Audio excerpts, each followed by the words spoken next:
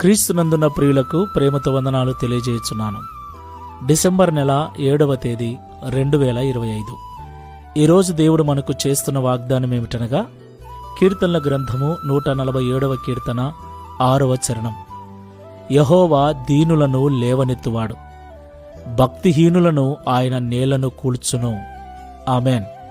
నా ప్రియమైన సహోదరి సహోదరులారా, మనమందరం కూడా దేవుని ఆశీర్వాదం కొరకు ఎదురు చూస్తూ ఉన్నాం.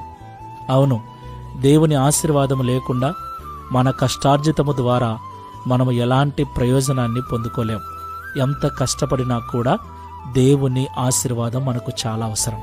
దేవునికి మహిమ కలుగునుగాక.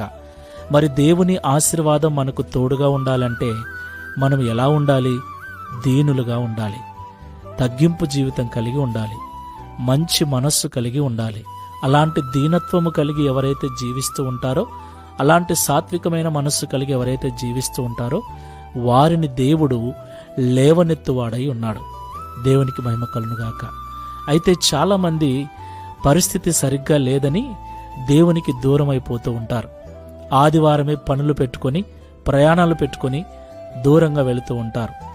దేవుని మందిరంలో గడపవలసిన సమయాన్ని, దేవుని సన్నిధిలో ప్రార్థనలో గడపవలసిన సమయాన్ని కూడా తమ పనుల కొరకు, వ్యాపారాల కొరకు, ఉద్యోగాల కొరకు, డబ్బు సంపాదన కొరకు వెచ్చిస్తూ ఉంటారు.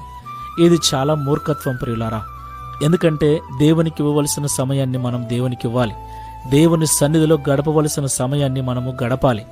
అప్పుడే మన స్థితిగతి ఏదైనా, ఒకవేళ దరిద్రులుగా బ్రతుకుచున్నా, దీనులుగా ఉన్నా, లేమిలో ఉన్నా దేవుడు మనల్ని లేవనెత్తుతాడు.